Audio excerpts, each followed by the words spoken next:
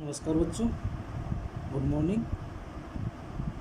आज हम कक्षा 8 सब्जेक्ट मैथ का सेकंड चैप्टर एक चर वाले रैखिक समीकरण linear equation of one variable start करेंगे। अपना फर्स्ट अध्याय समाप्त हो गया था, इसके बाद हम सेकंड चैप्टर स्टार्ट करेंगे आज एक चर वाले रैखिक समीकरण। तो जो लीनियर इक्वेशन है उसका अध्ययन करने के पहले हमने कक्षा 6-7 में अध्ययन किया होगा कि चर वेरिएबल क्या होता है, कांस्टेंट अचर क्या होता है, उसके बारे में अध्ययन करेंगे। तो सबसे पहले देखो बच्चों, इसमें सबसे पहले आता है यहाँ से चर वेरिएबल। किसी भी समीकरण में जिसका मान ज्ञात करते हैं वो अज्ञात राशि होती है वो चर कहलाती है। किसी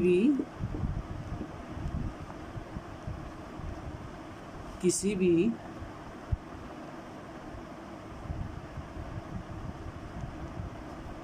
समीकरण में जिसका मान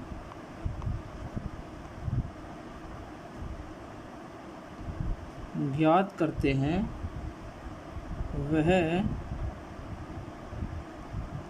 अज्ञात राशि होती है।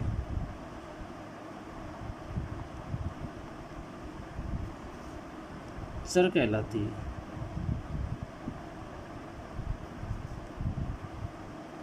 ठीक बच्चों, देखो चर का मतलब होता है वेरिएबल, अज्ञात राशि। किसी भी समीकरण में, बहुपद में कोई व्यंजक हो, उसमें जिसका मान ज्ञात करते हैं, जो अज्ञात राशि होती है वह चर कहलाती है।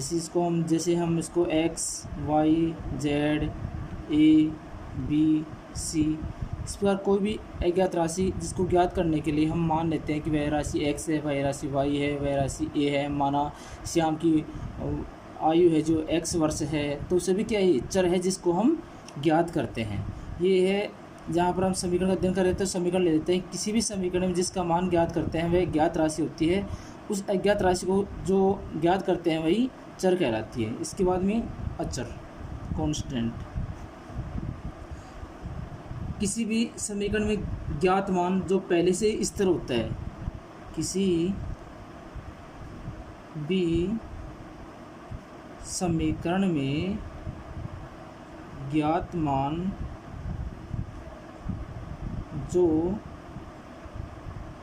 पहले से स्थिर होता है, जिसको हम चेंज नहीं कर सकते, वह अचर पद कहलाता है, मतलब कांस्टेंट कहलाता है। जैसे हम कहें कि यहाँ से 4, 5, 6, 4x, तो इसमें देखो x है जो कुछ भी मान हो सकता है, लेकिन 4 तो 4 रहेगा, तो ये क्या है, कांस्टेंट है। तो ये अचर क्या है, 4, 5, 6, ये क्या है, अचर है, कांस्टेंट है। तो बच्चों चलो पता चला कि चर और अचर के बारे में अध्ययन किया। इसके बाद में आता है बीजीय व्यंजक। बीजीय व्यंजक, बीजीय व्यंजक देखो, चर और अचर से मिलकर बना पद ही बीजीय व्यंजक कहलाता है। चर और अचर, चर और अचर से मिलकर बना पद ही बीजीय व्यंजक कहलाता है। चर और अचर से मिलकर बना पद ही बीजीय व्यंजक कहलाते हैं। अब यदि जैसे x + 4, y + 5, x + y + 6, x = 5, ये क्या है, बीजीय व्यंजक है।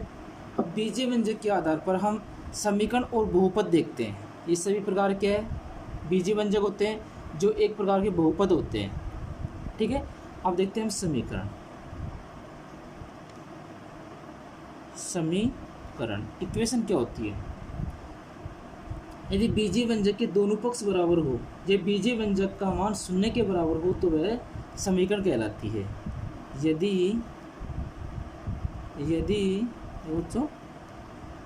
यदि किसी बीजीय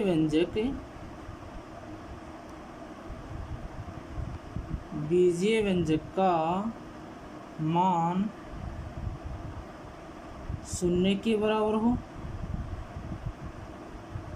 तथा बीजीय व्यंजक के दोनों पक्ष बराबर हो। बीजीय व्यंजक के दोनों पक्ष बराबर हो।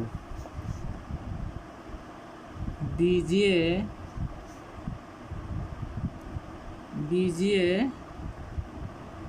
व्यंजक के दोनों पक्ष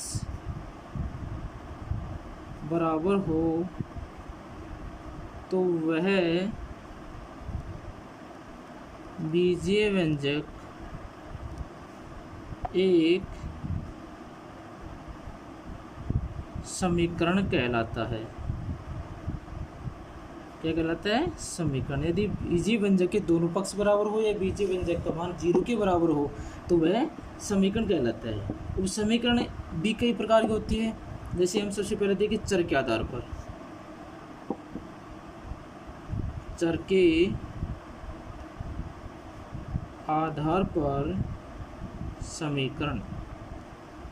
देखो बच्चों, चर के आधार पर समीकरण एक चरीय समीकरण, एक चरीय समीकरण। वह समीकरण जिसमें एक ही चर हो वह एक चरीय समीकरण कहलाती है। जैसे x + 5 = 0, x = 6, t = 7। इसमें क्या है? एक ही चर है x t, तो क्या है? ये एक चरीय समीकरण है। सेकेंड है इसमें दो चर वाले समीकरण। दो चर वाले समीकरण जिसमें दो वेरिएबल हो, दो चर हो। जैसे ऐसे हम देखें x + y + 5 = 0, x + y = 6, t + z = 8। इसमें दो चर है x y t z, तो ये दो चर वाले समीकरण है। इसी प्रकार त्रिचरीय समीकरण होंगे, चतुर्चरीय समीकरण होंगे। सेकंड पॉइंट आता है पद के आधार पर समीकरण। पद के आधार पर समीकरण। देखो बच्चों, हमने 7th क्लास में पढ़ा था कि पद के आधार पर समीकरण होती है। जैसे एक पदीय समीकरण। एक पदीय समीकरण वह समीकरण जिसमें एक ही पद हो वह एक पदीय समीकरण कहलाती है। जिसमें एक ही पद हो वह एक पदीय समीकरण कहलाती है। जैसे t = 0,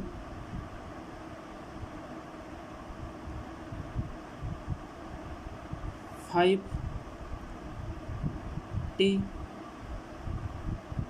ये क्या है? एक पदीय समीकरण है। सेकंड है दो पदीय समीकरण। दो पदीय समीकरण जिसमें दो पद हो वह दो पदीय समीकरण कहलाती है। जैसे x + y, x + 10 = 0 क्या है? दो पदीय समीकरण है। इस प्रकार देखो त्रिपदीय समीकरण होंगी, बहुपदीय समीकरण हो जाएंगी। इस बार हम देखें चर के आधार पर, चर की घात के आधार पर समीकरण। चर की घात के आधार पर समीकरण के प्रकार।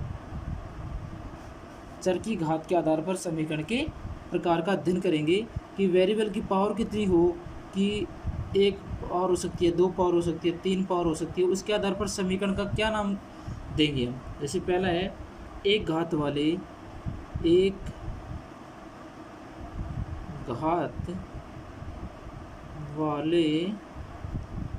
समीकरण। वह समीकरण जिसमें चर की वेरिएबल की घात पावर 1 होती है। एक चर की एक घात वाले समीकरण कहलाते हैं। और एक चर की एक घात वाले समीकरण को रैखिक समीकरण कहा जाता है। रैखिक समीकरण कहा जाता है। देखो बच्चों, जिसमें चर की पावर एक होगी वह एक घात वाले समीकरण कहलाते हैं। चर की एक घात वाले समीकरण को हम रैखिक समीकरण भी कहा जाता है। इस चैप्टर में हम एक चर वाले रैखिक समीकरण का ही अध्ययन करेंगे कि चर भी एक होना चाहिए और रैखिक समीकरण मतलब चर की पावर भी एक होनी चाहिए। सेकंड है दो घात वाले बहुपद द्विघात वाले समीकरण। जिस समीकरण में चर की घात दो होती, दो घात वाले समीकरण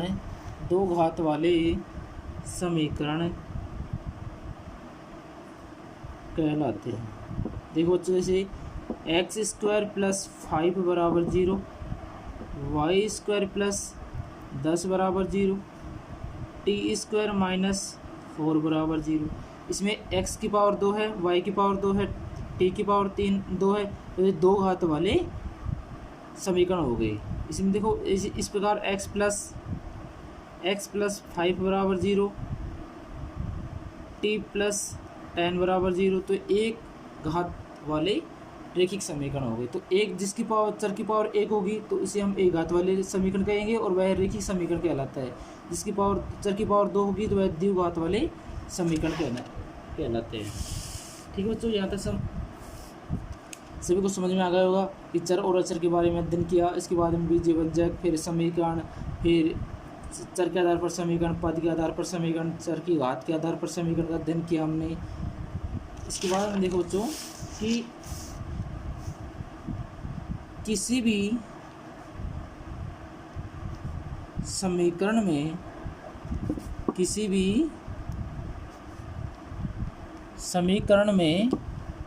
चर की जितनी पावर होती है, मतलब जितनी पावर या घात होती है उतने ही चर के मान ज्ञात कर सकते हैं।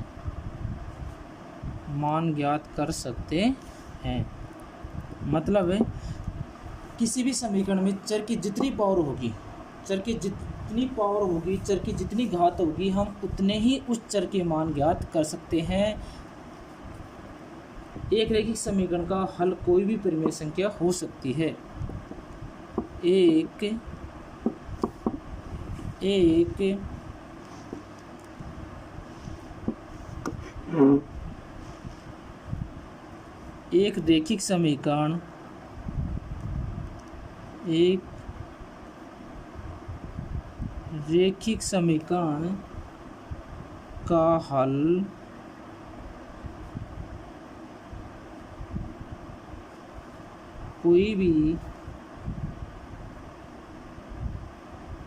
परिमेय संख्या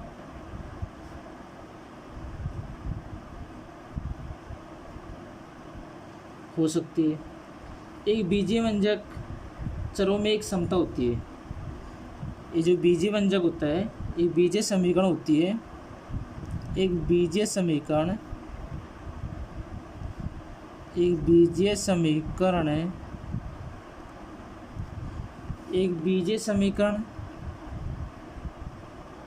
चरों में एक समता होती है।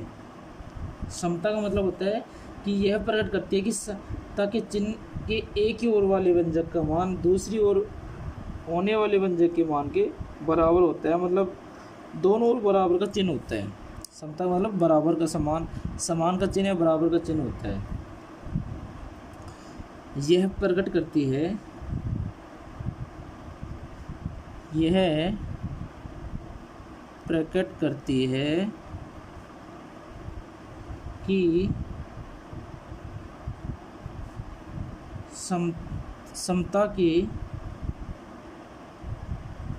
चिन्ह के एक और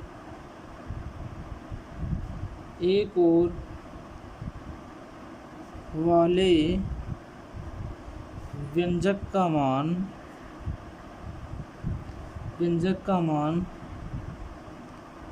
उसके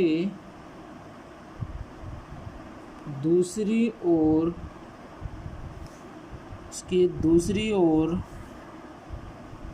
ओर वाले व्यंजक का मान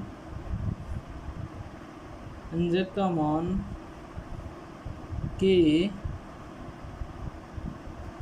बराबर होता है।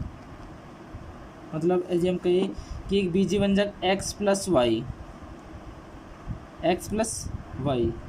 बराबर होगा यहाँ से x प्लस 10, दोनों का मान, दोनों पक्ष आपस में बराबर हुआ है, इसे कहते हैं हम LHS, इसे कहते हैं हम RHS। मतलब लेफ्ट हैंड साइड और राइट हैंड साइड, ये इसको हम बायां पक्ष कहते हैं, इसको हम दायां पक्ष कहते हैं।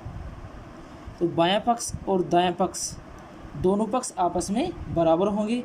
यदि हम दाएं पक्ष को बाएं तरफ ले जाएं, जैसे यहाँ से कहें कि x plus 10 is equal to 12, तो यदि हम 10 को राइट साइड में लेके आते हैं, x बराबर होगा 15 माइनस 10, x बराबर 5।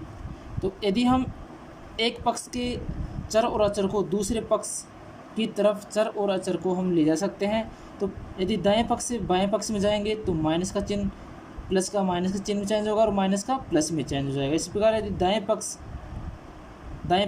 और बाएं पक्ष में यदि बाएं पक्ष को हम दाएं तरफ लेके आएंगे, बाएं पक्ष को दाएं तरफ लेके आएंगे तो प्लस का चिन्ह माइनस में चेंज होगा और माइनस का चिन्ह प्लस में चेंज होगा और प्लस का चिन्ह माइनस में चेंज होगा। चर में भी चेंज होगा और अचर में भी चेंज होगा। जैसे हम कहें कि x प्लस 10 बराबर 20, तो देखो बच्चों ये यहाँ से चर है, ये अचर पद है, ये भी अचर पद है, दोनों अचर पद है, ये चर पद है। तो x बराबर होगा 20 माइनस 10, तो x बराबर 10। तो हमने जो इस बाएं पक्ष में अचर पद 10 था, उसको हमने दाएं वाले अचर पद के साथ ले लिया। तो जब भी हम देखें तो अचर पद में अचर पद को घटा सकते हैं, हम समान चर पद में समान चर पद को जोड़ सकते हैं, समान पद में समान चर पद को हम घटा सकते हैं। असमान चर पद को हम घटा भी नहीं सकते और जोड़ भी नहीं सकते हैं। अचर पद को हम जोड़ सकते हैं और घटा सकते हैं, और समान चर में असमान चर पद को हम गुणा कर सकते हैं, भाग भी नहीं दे सकते हैं। जैसे यदि हम कहें तो 5 इंटू x इंटू 5, तो इसको हम 5x लिख सकते हैं, मल्टीप्लाई कर सकते हैं।